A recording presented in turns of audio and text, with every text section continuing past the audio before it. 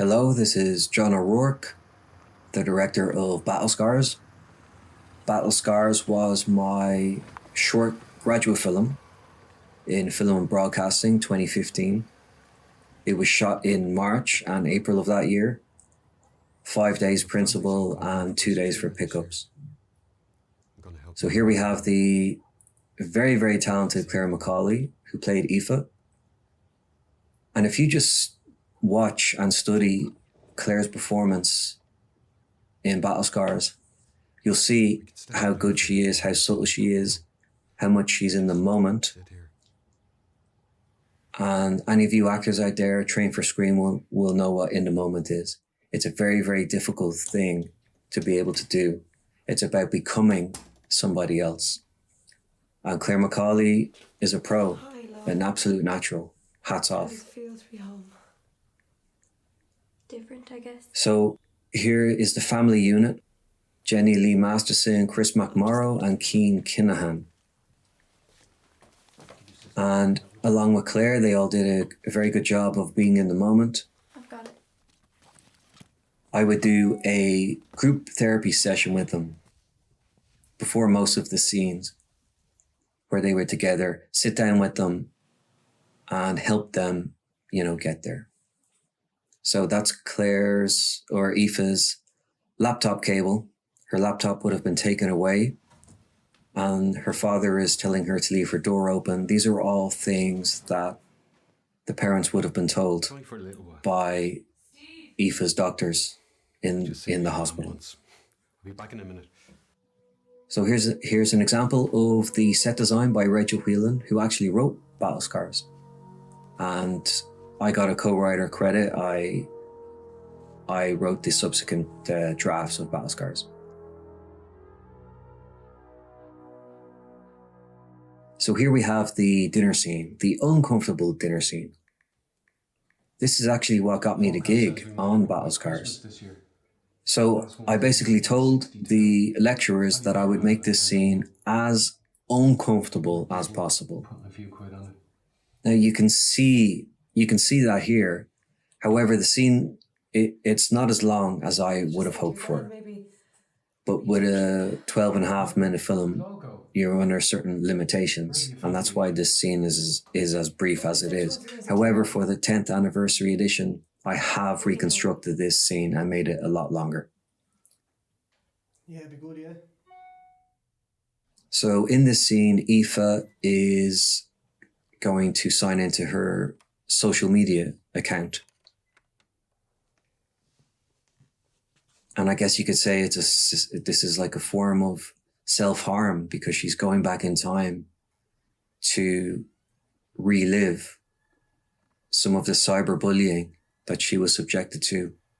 And unfortunately, in this day and age, if you're bullied, it follows you home. Watch this. Sorry, freak.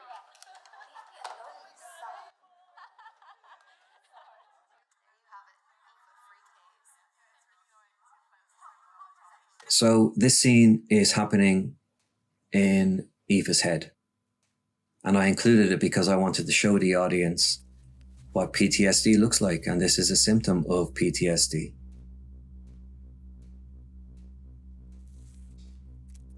So the scars I made myself, I sculpted with clay and then made silicone transfers and applied the transfers to Claire McCauley's wrists. So here's the razor blade, trigger warning. Now this happens off screen, but it still slaps you in the face. And the razor blade, I dropped that myself off screen. So this is a breathing exercise that Aoife would have been given in the hospital by her doctor to help with her PTSD. She would have been given quite a few coping mechanisms to deal with her post-traumatic stress disorder. So we can hear Aoife's parents having an argument. There's a lot of conflict going on with her parents. Jenny and Chris did a great job. Are you coming down for breakfast? So Aoife's mother wants her to wait another week before she goes back to school. Aoife is adamant she goes into school the next day. Aoife's father is saying that they have found a nice private school in town. I want to go to my school. But Aoife wants to finish her art project and she wants to complete her junior cert in her own school. So this is part of Aoife's character progression, and this is an act of defiance. And the progression, it is subtle, but it's onwards and upwards from here, especially when she comes back here to face her bullies. Nice Steadicam shot from our DP, Sean Carroll. So again, if you just look at Aoife, Claire McCauley rather, and what she's doing here, she's saying so much without opening her mouth. Like I said, in the moment. Watch and learn, people.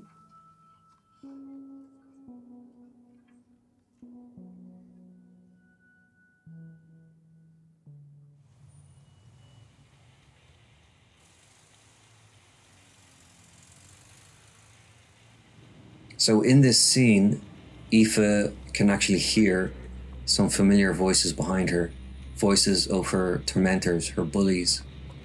Now I made this ambiguous, and that was intentional. Is this happening in her head, or is it not? Well, I will leave that open to your own interpretation.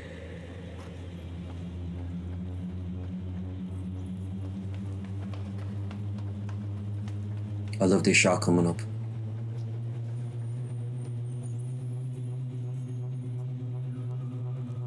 And you can hear the score by Michael Joyce like a whirring drone to simulate the panic and panic attack. So Claire McCauley was really very brave. I kind of talked her through how to induce a panic attack, which is to breathe really fast in and out, and you can induce a panic attack. Please don't try this at home. Anyway, Claire McCauley was very brave and trusted me as a director. So the parents at this stage, again, character progression. They are getting more and more frustrated because they don't know how to handle Aoife's resilience. It just pisses them off. And you can still hear them arguing downstairs. And that's part of the post-production sound design. I was a stickler for that. We had 3 weeks of post, and I went through every sound with a fine-tooth comb. And that's really what helped Battle Scars win Best Drama in 2016, was the post-production sound design. And the chairperson, Charles Byrne, actually did mention that during his speech. So here we have Kinahan's character, Lorcan, Aoife's brother. So where he's coming from is Aoife, in his mind, is very selfish for what she did, especially so close to Christmas. So it's a very prejudicial approach. I don't know. And for what? A bunch of arseholes? Did you ever stop to think about us?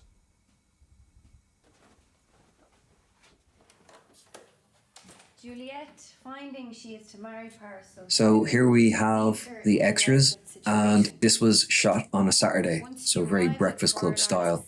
Obviously it wasn't going to work during a weekday. Friar Lawrence instead offers her an alternative, a sleeping potion.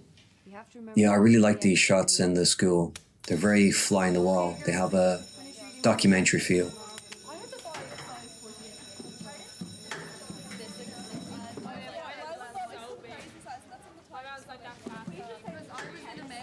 So if you just look at the teacher's hand, she has the ball of paper in her hand. Now this is in an example of Plant and Payoff. So in a screenplay, Plant and Payoff is a plot device that's planted, say in page 5 or whatever, and revealed in page 10, whatever the case is, if it's a short or a feature, whatever. Okay. I talked to Principal McDonough about this and he's taking it very seriously.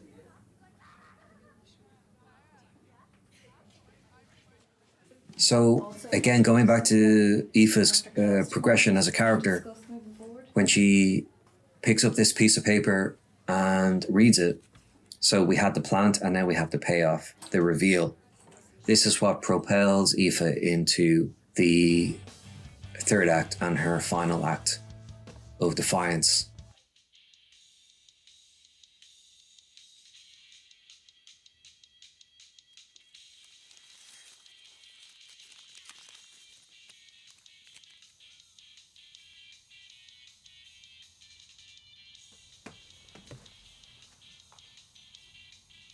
So Jenny's character here, Aoife's mother, is just in over her head.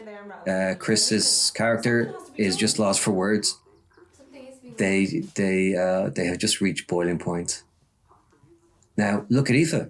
She's smiling, and we know why she's smiling, because she knows how resilient she has become. She knows how formidable she is now. Something anime, probably in coloured pencil.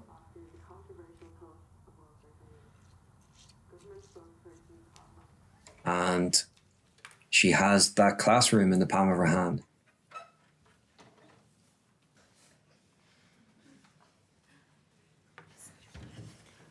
Now, there was some talk of the time of Aoife having makeup on, styling her hair a certain way, that kind of thing, but that didn't work for me. That would have been completely out of character. And so I went for the more subtle approach. And I think the more subtle approach has a far greater impact. I mean, look at their faces. Their faces have dropped. Now, before the credits roll, you can see that Aoife is smiling. She knows that she has beaten them. And she knows that they will leave her alone. She knows that they will respect her.